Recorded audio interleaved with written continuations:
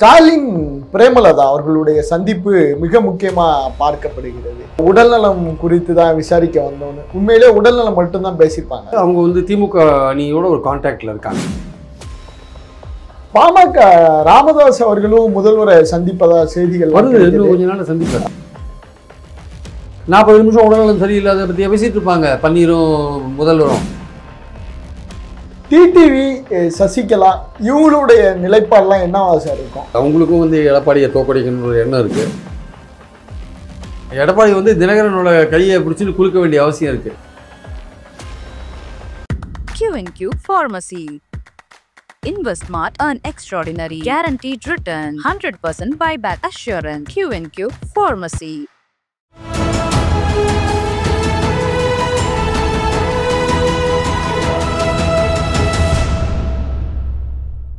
தமிழ் நேரம் நேயர்களுக்கு அன்பு வணக்கம். மீண்டும் உங்களை சந்திப்பதில் மிகுந்த மகிழ்ச்சி. இன்றைக்கு நம்மிடையே மூத்த பத்திரிகையாளர் திரு பிரியன் அவர்கள் இணைந்திருக்கிறார். வாருங்கள் நேயர்களே, சாட்ட பேசலாம். வணக்கம் சார். குறிப்பா சார், மிக முக்கியமான நேற்றைய நகர்வுல ஸ்டாலின் பிரேமலதா அவர்களுடைய சந்திப்பு மிக முக்கியமா பார்க்கப்படுகிறது. நாங்க அரசியல் பேசல, உடல்நலம் குறித்து தான் விசாரிக்க வந்தோன்னு உண்மையிலே உடல்நலம் மட்டும்தான் பேசியிருப்பாங்க. இல்ல பிரேமலதா உடல்நலம் குறித்து மட்டும் பேசல. அவங்க வந்து திமுக அணியோட ஒரு கான்டாக்ட்ல இருக்காங்க. திமுகவும் அவங்கள சேர்க்கறதுக்கான ஒரு ஆர்வத்தில் இருக்காங்க. ஏன்னா தேமுதிகவை பொறுத்த மட்டும் அது வந்து தமிழ்நாடு முழுக்க பல்வேறு தொகுதிகளில் குறைஞ்சபட்சம் ஒரு 2000 ஓட்டுலேருந்து 3000 4000 ஓட்டு வரை அவங்களுக்கு இருக்கு. அதான் பிரேமலதா ஒரு அணியில இருந்தால் பிரச்சாரம் வந்து ரொம்ப எஃபெக்டிவா இருக்கும்னு அவங்க நினைக்கிறாங்க. திமுக நம்ம அணி அவங்க அணியில இருந்தா நல்ல பிரச்சாரம் பண்ணுவாங்க அப்படின்னு நல்ல ஒரு பேச்சாளராக இருக்காங்க, எஃபெக்டிவா பண்ணுவாங்கன்னு நினைக்கிறாங்க.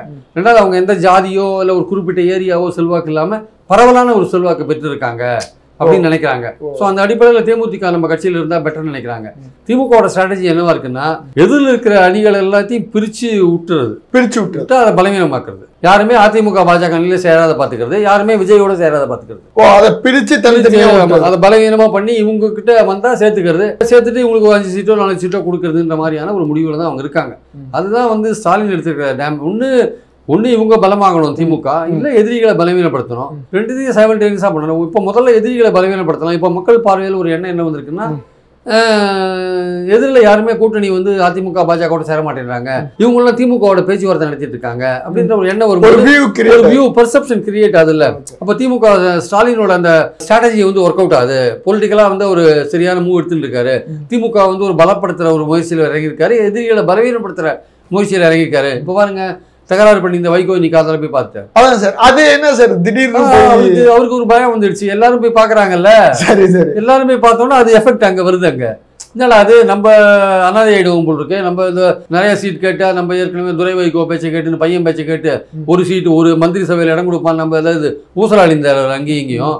இப்போ என்னடான்னா போய் பார்த்துட்டாரு. நீ காத்தால பார்த்துட்டு நாங்கள் எங்கேயும் போறதால உங்க கூட தான் இருக்கோம் அப்படின்னு சொல்லி, அதுல அவர் மிக முக்கியமா சொன்னது, தனி அரசு, நாங்க கூட்டணி ஆட்சி எல்லாம் கேட்கல, தனி அரசு திமுக தனி மெஜாரிட்டில ஜெயிக்கும்னு பத்திரிகையாளரை பார்த்து வைகோ சொல்றாரு. ஆமா, அது அவர் சொல்ல வேண்டிய நிலைக்கு தள்ளப்படுறாரு. அவர் வந்து அவருக்கு வந்து அவர் பையன் வந்து ப்ரெஷர் கொடுக்குறான், இங்கே இதை விட்டு போகணுன்ட்டு. எப்படி இப்போ அன்புமணிக்கும் ராமதாஸுக்கும் உள்ள பிரச்சனை மாதிரி தான் வச்சுக்கோங்க.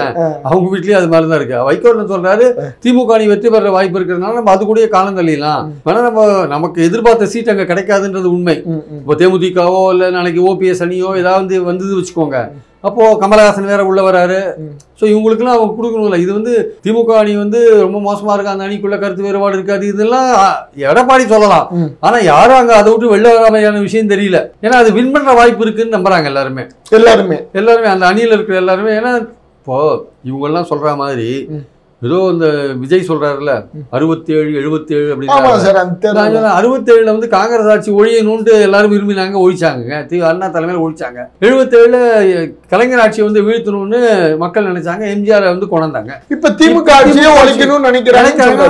அப்படி அந்த எண்ணம் மக்கள்கிட்ட இருக்கிற மாதிரி நமக்கு தெரியல. ஒன்றும் அந்த அளவுக்கு திமுக ஆட்சி வந்து மோசமா தெரியல. இப்போ எமர்ஜென்சியில் திமுக ஆட்சி மேலே வந்து பலவிதமான ஊழல் வழக்குகள்லாம் போட்டு சிறையெல்லாம் போட்டு அதை டேமேஜ் பண்ணாங்க. அந்த கட்சியை டேமேஜ் பண்ணி அதை அன்பாப்புலர் ஆக்கினாங்க. அப்போது எம்ஜிஆரும் ஒரு பெரிய இதாக எமர்ஜி ஆனார். அவர் ஏற்கனவே வாக்கு வங்கியில் திண்டுக்கல் எலெக்ஷன்லாம் வின் பண்ணி மேலே வந்தார். அப்போ மக்கள் வந்து அந்த இடத்துல திமுகவை வந்து அந்த அளவுக்கு டேமேஜ் பண்ணிட்டாங்க இந்திரா காந்தி. அதை திமுக அகற்றணும்னு பார்க்கும்போது எம்ஜிஆர் ஒரு ஆப்ஷனாக இருந்தார். 4 முறை போட்டியில் எம்ஜிஆர் வின் பண்ணிட்டார். 30-31% வாங்கி வின் பண்ணிட்டார். அதுக்கான வாய்ப்பு அவர் கிடைச்சிது. 67 வந்து காங்கிரஸ் ஆட்சி ஒழியணும், இந்திய எதிர்ப்பு போராட்டத்தில் செத்து போனது, ஆட்கள் துப்பாக்கி சூடு, அரிசி பஞ்சம் போன்ற பல காரணங்களால ஒழிக்கணும்னு நினைச்சாங்க.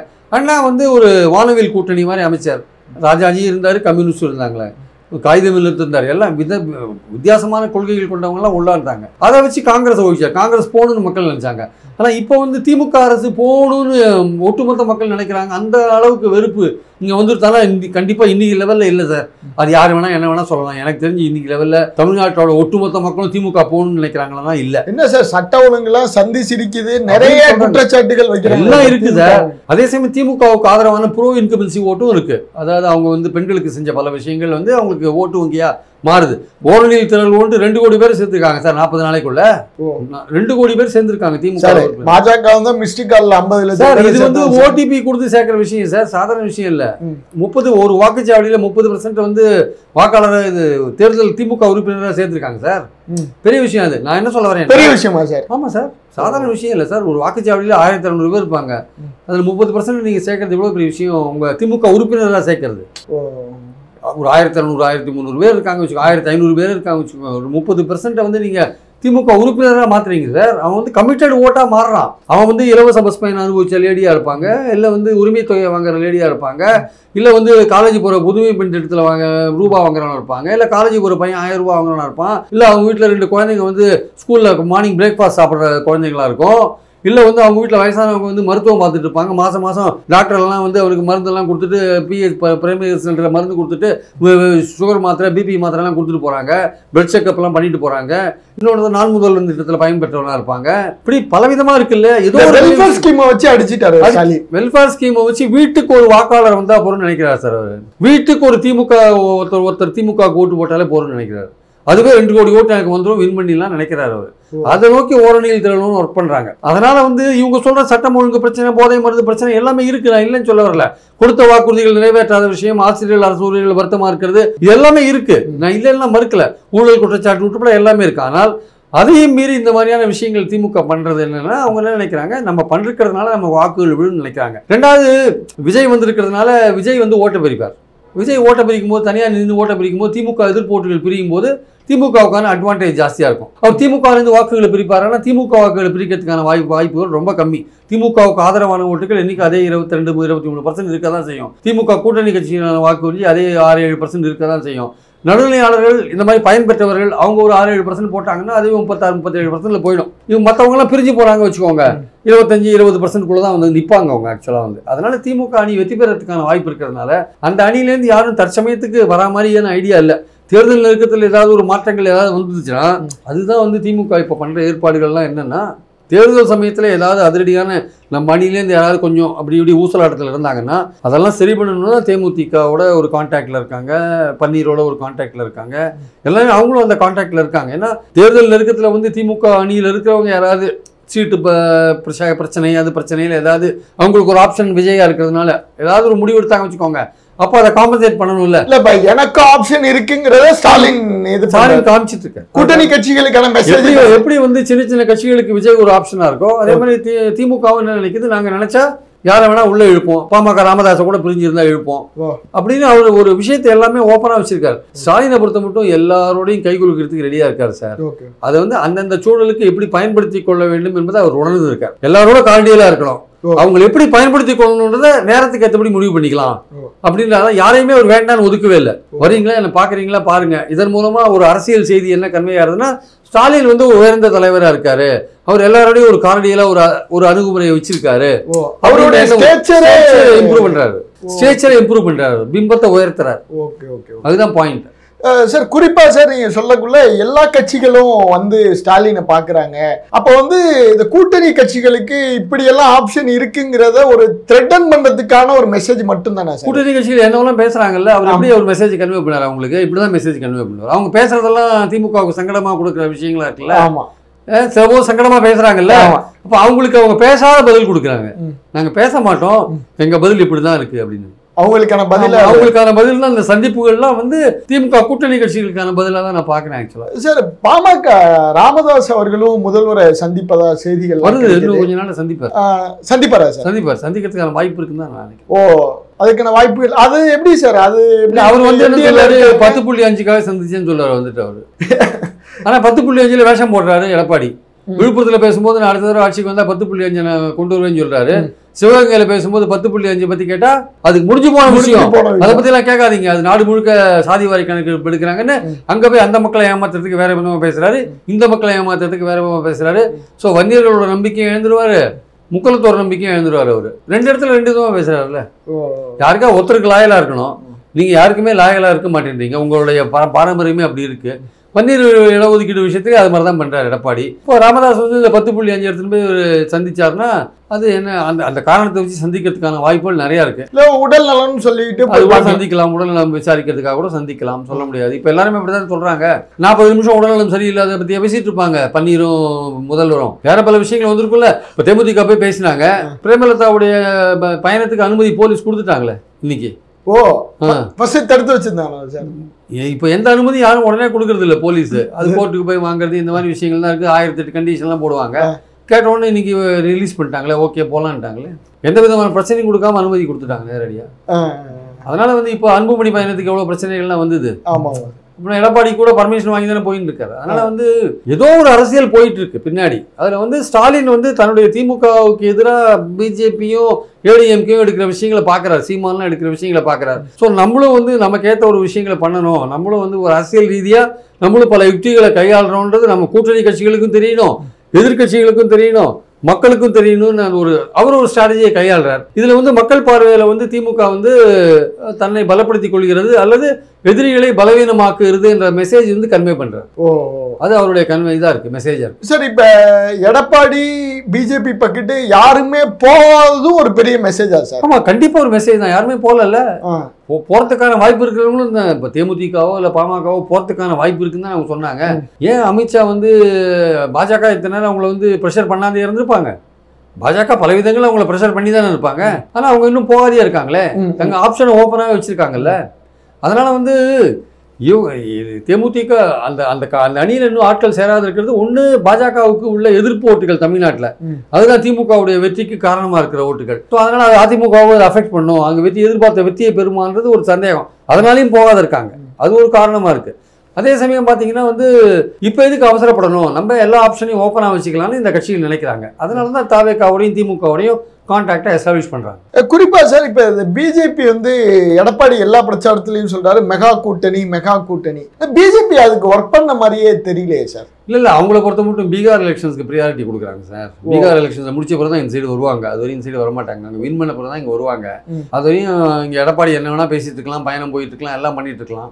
அவங்க அதுக்கு அக்டோபர் நவம்பருக்கு அப்புறம் தான் அவங்களுடைய பாலிடிக்ஸ் இங்கே ஆரம்பிப்பாங்க, தமிழ்நாட்டில் ஆரம்பிப்பாங்க. அப்பதான் அவங்க எந்தெந்த கட்சியை எப்படி அவங்க டீல் பண்றாங்கன்னு அப்பதான் தெரியும். ஆனா இந்த கட்சிகள்லாம் ஏற்கனவே அவங்களுக்குன்னு ஒரு ஆப்ஷன் இருக்கிறத காமிச்சிட்டாங்க.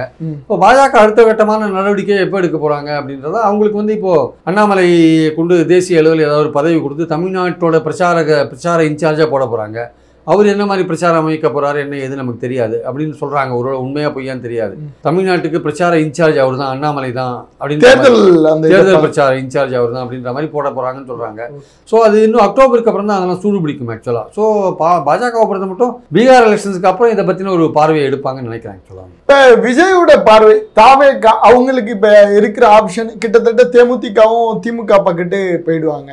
அப்ப வந்து ஒரு தாவேகா திமுக அதிமுக பிஜேபி சீமான் ஒரு 4 முனை போட்டியை நோக்கி தான் நகருது நம்ம எடுத்துக்கலாம். இப்போ இருக்கிற சூழல்ல 4 முனை போட்டியை நோக்கி தான் நகருது. அந்த 4 முனை போட்டி இருக்கிறவரையும் திமுகவுக்கு ஒரு எட்ஜி இருந்துகிட்டே தான் இருக்கும், அதில் சந்தேகமே கிடையாது.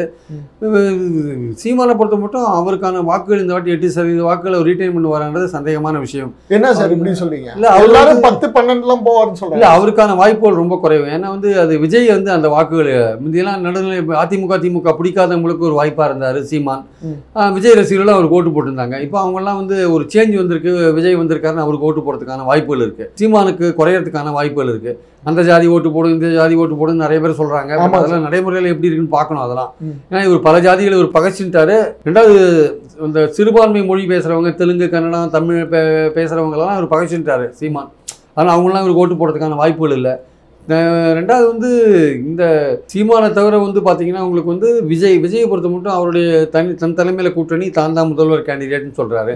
ஸோ அவரோட யாரும் சேர மாட்டேன்றாங்க. இன்னும் ஆப்ஷனை ஓப்பன் பண்ணுறாங்க, அவரோட சேர மாட்டேன்றாங்க. அதிமுக பாஜக அணி அப்படியே தான் இருக்குது. அதில் ஒருவேளை கடைசி நேரத்தில் ஒருவேளை பாஜக முறைச்சுன்னு அதிமுக வெளில போகுமான்னா அந்த அளவுக்கு அவங்களுக்கு தைரியம் இருக்குமா, போவாங்களா, பாஜக என்ன பண்ணுவாங்கன்னு தெரியாது. அப்படி போனாங்கன்னா அவங்க வந்து தாவேக்காவோட கூட்டணிக்கு ட்ரை பண்ணுறதுக்கான வாய்ப்பு இருக்குது. ஆனால் தாவேக்காவோட கண்டிஷன்ஸ் ரொம்ப இதாக இருக்கும். தாங்கள் தான் முதலமைச்சர் கேண்டிடேட், தங்களுக்கு 2 வருஷம் வாய்ப்பு கொடுக்கணும், இல்லை அதிகமாக 80 இடங்கள் கொடுக்கணும். இதெல்லாம் அதிமுக ஒத்துக்குமா ஒத்துக்காதான்னு தெரியாது. அதனால் வந்து இப்போ இருக்கிற சூழலில் இந்த 4 முனை போட்டியே கண்டினியூ ஆகிறதுக்கான வாய்ப்புகள் இருக்குது. அந்த 4 முனையில் திமுகவுக்கான வாய்ப்புகள் கொஞ்சம் அதிகமாக இருக்கிறதுனால இந்த சின்ன சின்ன கட்சிகள் எல்லாமே திமுகவை நோக்கி போகிறதுக்கான வாய்ப்புகள் அதிகமாகிட்டே இருக்கு. சார், இப்போ இந்த சீமான் ஸ்டாலின் அவங்க சந்திப்புமே பெரிய அளவில் பேசப்படுது சார். ஏன்னா வந்து நேர் எதிர் கடுமையான விமர்சனம், அவங்களையும் ஸ்டாலின் அரவணைச்சு போறாரு அப்படிங்கிற ஒரு சீமான எந்த கட்டத்திலையும் வந்து திமுக அதனோட கூட்டணியில் சேர்க்கிற மாதிரியும் எந்த விதமான அண்டர்ஸ்டாண்டிங் வச்சுக்க மாட்டாங்க. அவர் வந்து ஒரு துக்கம் விசாரிக்கிறதுக்காக பார்த்துருக்காரு. அது ஒரு நாகரிகம் பண்பாடு அப்படின்னு வச்சுக்கலாம். நம்ம தமிழர் பண்பாடு ஒரு துக்கம் விசாரிக்கிறது அப்படின்றது ஒரு இயல்பான ஒரு விஷயம்.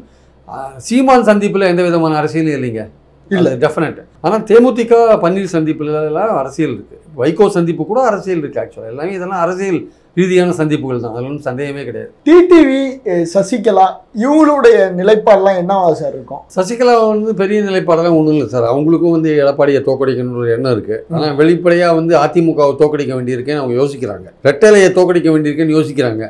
ஆனால் ஓபிஎஸ் அந்த விஷயத்துலேருந்து வெளில வந்துட்டார். ரெட்டலையை தோக்கடிச்சாலும் பரவாயில்ல, எடப்பாடியை வீழ்த்தணும்னு முடிவுக்கு வந்துட்டார். சசிகலா இன்னும் அந்த முடிவுக்கு வராது இருக்காங்க. அவங்களுக்கும் ஒரு டெல்டாலாம் அவங்களுக்கும் ஒரு செல்வாக்கு இருக்கு, இருக்கு. அவங்க சொன்னா ஓட்டு போடுறதுக்கு ஒரு 1000 பேராவது ஒரு ஊர்ல ஓட்டு போடுறாங்க வச்சுக்கோங்க, அதுவும் அட்வான்டேஜ் தானே. அதனால அவங்க வந்து அவங்களும் கடைசி கட்டத்தில் முடிவு எடுப்பாங்க, இல்லை சைலண்டா இருந்துருவாங்க. சைலண்டா இருக்கிறது மூலமா ஓபிஎஸ் அணிக்கான ஆதரவை அவங்க தெரிவிப்பாங்க. அவங்களுக்கும் ஓபிஎஸ் மேல கோபம் இருக்கு. 2017 சசிகலா முதுகுல குத்தினார்ல ஓபிஎஸ், பாஜக பேச்சை கேட்டு குத்தினாரு. சரித்திரம் திரும்புகிறதுன்ற மாதிரி நீங்க சசிகலா முதுகுல குத்தினீங்க, இப்போ உங்க முதுகுல பாஜக குத்துறாங்க. சரி விடுங்க, அரசியலில் பல விதமாக சூழல் வரும். அன்னைக்கு சசிகலா முதுகுல குத்திட்டீங்க, இன்னைக்கு உங்க முதுகுல பாஜக குத்துது. இன்னைக்கு நீங்க ஒரு முடிவு எடுக்கிறீங்க, பாஜக வேண்டாம் அப்படின்னு முடிவு எடுக்கிறீங்க. அது சசிகலா என்ன நினைக்கிறாங்க, சரி பாஜக நமக்கு ஒட்டுமொத்தமா அலட்சியப்படுத்துறாங்க, நம்மளை ஒதுக்குறாங்க, அவங்களையும் தானே ஓரம் கட்டுறாங்க பாஜக. அதனால நம்ம வந்து இது வந்து எடப்பாடிக்காக பண்ணும்பொழுது எடப்பாடியை நம்ம தோக்கடிச்சு நம்ம பலத்தை நிரூபிக்கணும், அதிமுக மத்தியில் நம்ம பலம் இருக்குன்னு நிரூபிக்கணுன்றதான் அவங்க பாயிண்டாகவும் இருக்குது. ஆக்சுவலாக வந்து தினகரனுக்கும் அந்த எண்ணம் தான் இருக்குது. எல்லாமே வந்து இப்போ உடனடியாக வந்து டக்குன்னு சொல்லிட்டா அது வந்து பாஜக ரொம்ப அவங்க வேறு விதமான மூவ் எடுப்பாங்க இல்லையா, அவங்க இவங்களை வழி கொண்டதுக்கு வேற விதமான வழிகளை கையாளுவாங்க இல்லையா. அதனால எல்லாருமே கொஞ்சம் அடக்கி வாசிச்சு தேர்தல் நெருக்கத்தில் பார்த்துக்கலான்ற முடிவில் இருக்காங்க. டிடிவியே வெளில வரதுக்கு வாய்ப்பு இருக்கு. ஏன்னா இவர் ஒத்துக்க மாட்டேங்கிறாருல்ல, எடப்பாடி அவரை வந்து என்டிஏல அவர் இருக்காருன்னு இவர் ஒத்துக்கணும்ல. இவர் வந்து பாஜக அணியில சில பேர் இருக்காங்க, நாங்க என்டிஏவோட இருக்கோம்னு எடப்பாடி சொல்றாருல்ல. அப்போ அந்த இவர் உள் ஒதுக்கீடு போன்ற விஷயங்கள் வந்ததுன்னா அது தேர்தலில் சரியா ஒர்க் அவுட் ஆகாது. இப்போ நீங்க தினகரனுக்கு உள் ஒதுக்கீடு படி கொடுத்தீங்கன்னா பாஜக 10 சீட் கொடுத்துட்டு அதில் 2 சீட்டு தினகரன் இருந்தீங்கன்னா அந்த 2 சீட்டில் தினகரன் போட்டி போடுற சீட்டில் அதிமுக ஒழுங்கு ஒர்க் பண்ண மாட்டான். இப்போ அதிமுக போட்டி போடுற பக்கத்து தொகுதியில் தினகரன் ஆட்கள் போய் வேலை செய்வாங்களா? செய்ய மாட்டாங்க. அதனால வந்து அது வந்து கட்டிச்சாதத்துக்குள்ள பெருச்சாளி மாதிரி ஆகிடும் அது கடைசியில். அதனால அந்த உள் ஒதுக்கீடுலாம் ஒர்க் அவுட் ஆகாது. அப்போ தினகரனை வந்து நீங்கள் என்டிஏல இருக்காருன்னு ஒத்துட்டு நீங்கள் வேலை செய்யணும். எடப்பாடி வந்து தினகரனோட கையை பிடிச்சின்னு குலுக்க வேண்டிய அவசியம் இருக்கு. கை குலுக்கினாலும் அது ஒர்க் அவுட் ஆகும். அது நடக்குமா நடக்காதே தெரியாது. அதனால வந்து தினகரனும் வந்து அவரோட ஆப்ஷன் ஓப்பனாக தான் வச்சிருக்காரு. அவர் வந்து தாவேகா தலைமையில் ஒரு அணி அமையும் தானே பேசுறாரு அவரு. ஆமா, அதனால அவரும் வந்து ஆப்ஷன் ஓப்பனாக தான் வச்சிருக்காரு. எல்லாருமே பிஜேபியை பகச்சிக்க வேண்டாம், ஏன்னா பிஜேபி ஆளுங்கட்சியா இருக்கு மத்தியில, அவங்க என்ன பண்ணுவாங்கன்னு தெரியாது. அதனால அப்படி மெதுவா காய்களை நகர்த்தலாம். தேர்தல் நெருக்கத்தில் நம்ம ஒரு டிராமாட்டிக்கான ஒரு முடிவுகள் எடுத்தா அந்த சமயத்துல வந்து இது ஒன்றும் பண்ண முடியாது. பாஜக தேர்தல் சமயத்தில் அந்த தேர்தல் நோட்டிஃபிகேஷன்லாம் வந்த பிறகு நீங்கள் ஒரு அரசியல் கட்சி மேலே ரொம்ப ஆக்ஷன்லாம் எடுக்க முடியாது. ஒரு 50 நாள் வந்து இடி சிபிஐ எல்லாம் சைலண்ட் ஆகிடுவாங்கல்ல. அப்புறம் என்ன ஆட்சி அமைதோ அதுக்கேற்றபடி பார்த்துக்கலான்னு அந்த நேரம் வரையும் காத்துட்டு இருக்காங்க எல்லாருமே. பாஜக ஸ்ட்ரைட்டாக எதிர்க்காத எல்லாருமே, தேமுதிக கூட ஸ்ட்ரைட்டாகவே எதுவும் பேசாமல் அப்படியே நாளை தள்ளி போடுறாங்க. அதே சமயம் தங்கள் ஆப்ஷனையும் அப்படியே ஓப்பன் பண்ணி கரெக்டாக வச்சுருக்காங்க. தினகரனுக்கு அது பொருந்தும் ஆக்சுவலாக. ஓகே சார், இன்று இருக்கிற இந்த சூழலில் 4 முனை போட்டி இது யாருக்கு அட்வான்டேஜ்? இது எப்படி இனி வரும் காலங்களில் எப்படி சார் போகும்? இல்லை, இனி வரும் காலங்களில் வந்து இந்த 4 முனை போட்டி கண்டினியூ ஆச்சுன்னா திமுகவுக்கான எட்ஜ் அதிகமாக இருக்கும். அது அவங்க வின் பண்ணுறதுக்கான வாய்ப்புகள் அதிகமாக இருக்குது. 4 முனை போட்டி திமுக எதிர்ப்பு ஓட்டுகள் 3ஆக பிரியும். ஆக்சுவலாக திமுக எதிர்ப்பு ஓட்டுகள் 3ஆக பிரியும். அதே சமயம் திமுகவுக்கு போகிற பாஜக ஓட்டுகள் இருக்குல்ல, எதிர்ப்பு ஓட்டுகள் இருக்குல்ல, அதை கொஞ்சம் விஜய் வாங்க ட்ரை பண்ணுவார். அந்த விஷயத்தை வந்து இவங்க வந்து இந்த பெண்கள் ஓட்டை வாங்குறது மூலமாக காம்பன்சேட் பண்ணுவாங்க திமுக. அந்த நலத்திட்டங்கள் மூலமாக பெண்கள் ஓட்டை வாங்குறதுக்கான விஷயங்கள்ல இருப்பாங்க. அதே சமயம் கமலஹாசன், பிரேமலதா போன்றவர்கள்லாம் சேர்த்தாங்கன்னா இன்னும் அவங்களுக்கு கொஞ்சம் பிரச்சார பலம் இன்னும் கொஞ்சம் கூடும் ஆக்சுவலாக. அதன் மூலமாக வந்து ஒரு ஓட்டு அதிகமாக்குற வெற்றி பெற அளவுக்கு ஓட்டு வாங்கிறதுக்கான முயற்சியில் இறங்குவாங்க. இவங்களுக்கு எதிராக பாஜக பலவிதமான வேலைகள் செய்வாங்க. இவங்களை ஊழல் குற்றச்சாட்டுகள் சொல்கிறது, இடியை வச்சு பண்ணுறது எல்லாமே இனிமேல் அடுத்து வர சில மாதங்களில் நிறைய எதிர்பார்க்கலாம். அது அதிமுக சொல்லி தான் அவங்க பண்ணுவாங்க. ஏன்னா இவங்களை அன்பாப்புலராக பண்ணினா தான் நம்ம மக்கள் மத்தியில் ஓட்டு வாங்க முடியும்னு அவங்க பண்ணுறதுக்கான வாய்ப்பு இருக்குது. விஜயை பொறுத்த மட்டும் அவரோட சில சின்ன கட்சிகள் சேருவார்னு எதிர்பார்க்குறாங்க. ஆனால் அவர் வந்து யாரையுமே அணுக முடியாத லெவலில் அவர் இருக்கிறதுனால யோசிக்கிறாங்க எல்லா கட்சிகளுமே. அவங்க ஆட்களே அவரை பார்க்க முடியலன்ற ஒரு விஷயம் வரும்போது அதனால் அவர்கிட்ட போய் போகலாமா வேண்டாமா, உரிய மரியாதை கிடைக்குமா இல்லையான்ற ஒரு எண்ணமாக இருக்குது. சீமான் தனியாகவே இருக்கார். தனியாகவே இருக்கும்போது அவர் வந்து மத்திய மாநில அரசுகளை எதிர்த்து பேசிட்டு இருக்காரு. அவருக்கு வந்து இந்த இப்போ இருக்கிற ஓட்டை தக்க வச்சாருன்னா அதுவே பெரிய சாதனையாக நான் பார்க்குறேன் ஆக்சுவலாக. ஸோ திமுகவை பொறுத்த மட்டும் அவங்க வந்து அவங்களுக்கு எதிரான ஒரு எண்ணங்கள் மக்கள்கிட்ட இருக்குது. அவங்க என்ன நினைக்கிறாங்க, ஆன்டி இன்குபன்சியை வந்து நம்ம ப்ரோ இன்குபன்சினால முடியடிக்கலாம், எதிர்மறையான ஒரு நிலையை வந்து ஒரு ஆதரவு நிலைப்பாட்டை அதிகமாக உருவாக்குறது மூலமாக முறியடிக்கலாம்னு அவங்க ஓரணியில் திரள்வோன்னு பண்ணிட்டு இருக்காங்க. அதனால் இப்போ இருக்கிற லெவலில் ஸ்டாலின் வந்து அவர் கட்சிக்கு இருக்கிற நல்ல பேரோட ஸ்டாலினுக்கு இருக்கிற நல்ல பேர் அதிகமாக இருக்குது. திமுக என்ற கட்சி, அந்த கட்சியில் இருக்கிறவங்க பண்ணுற சில விஷயங்கள் அது மக்கள்கிட்ட கெட்ட பேராக இருந்தால் கூட ஸ்டாலின் என்பவர் அந்த ஒரு இமேஜ் அவருக்கு உயர்ந்திருக்கு. ஸோ அவரை நம்பி ஓட்டு போடலான்ற ஒரு எண்ணம் இருக்குல்ல, அது கொஞ்சம் வந்திருக்கிறதுனால திமுகவுக்கு எட்ஜ் கொஞ்சம் அதிகமாக இருக்குது. கண்டிப்பாக சார், உங்களுடைய இந்த நேரத்திற்கும் வாய்ப்பிற்கும் நெஞ்சாதான். Thank you. Q&Q Pharmacy. Services available. Medicine, optical, diagnostics, audiology. Q&Q Pharmacy.